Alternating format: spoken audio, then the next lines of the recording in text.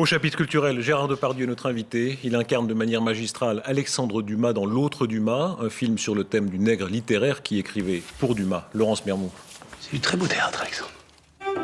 Il se prénommait Alexandre, l'autre Auguste. Il s'appelait Dumas, l'autre Maquet. Ils écrivaient la même œuvre. Monsieur Dumas, vous voulez bien m'écrire une petite dédicace? Quel est votre prénom? Charlotte. Dumas et son nègre littéraire s'entendaient bien jusqu'au jour où, sacrilège, Maquet se fait passer pour le maître afin de séduire une admiratrice. Ah, ça c'est une lettre de Trouville. Trouville? Vous n'avez pas payé la note de l'auberge? J'ai l'impression que c'est une nouvelle admiratrice. L'autre Dumas, un beau duel de comédiens et le plaisir de retrouver Benoît Poelvoorde et Gérard Depardieu qui, sur ce coup-là, n'a qu'un défaut, il est blanc, alors que l'auteur des Trois Mousquetaires était métis. Le Dumas de Safie Nebou est donc blanc de blanc. Mon pauvre, j'ai toujours su que vous n'étiez qu'un petit greffier qui se prend pour un grand écrivain. Mais ce Dumas-ci, tranchant et cruel, sort bien noirci de ce film-là.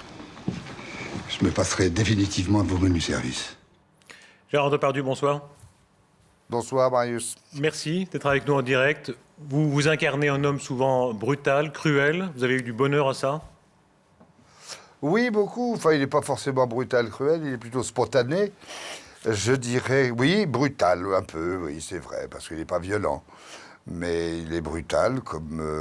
je pense surtout que c'était quelqu'un qui était un grand auteur et qui, comme à cette époque, avait beaucoup de gens qui travaillaient avec lui.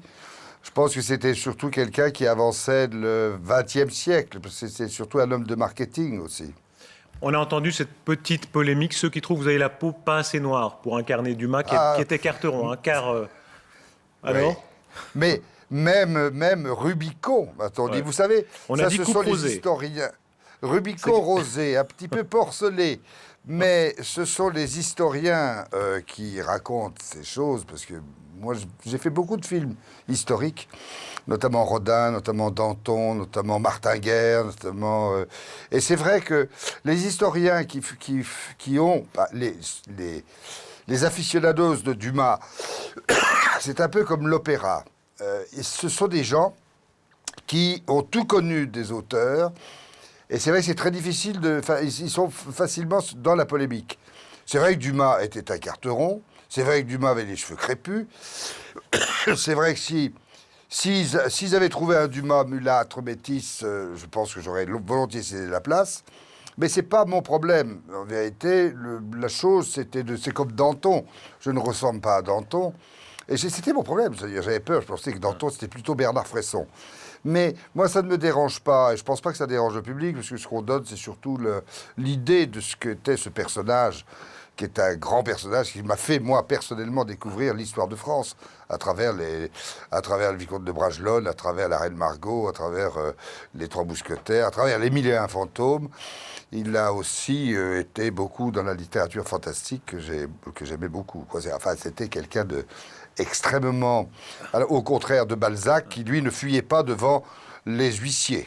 Il leur demandait de faire un peu moins de bruit, oui. Vous citez des très grands personnages. Alors, tout le monde est frappé de votre talent à incarner ces grands personnages très, très divers. Vous citez Danton et d'autres. Dans la vie aussi, hein, vous avez dit parfois votre fascination, même de monstres, ou de monstres politiques, des Poutine, des Castro, des Rois Lear. Ça vous fascine, ces grands personnages? Non, c'est la tragédie. Non, le pouvoir ne me fascine pas. Ce qui me fascine, c'est la théâtralité du pouvoir.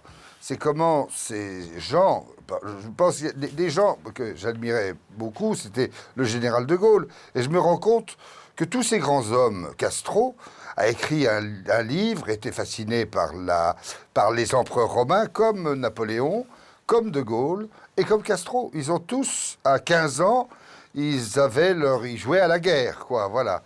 Mais non, je suis fasciné par les hommes qui font l'histoire.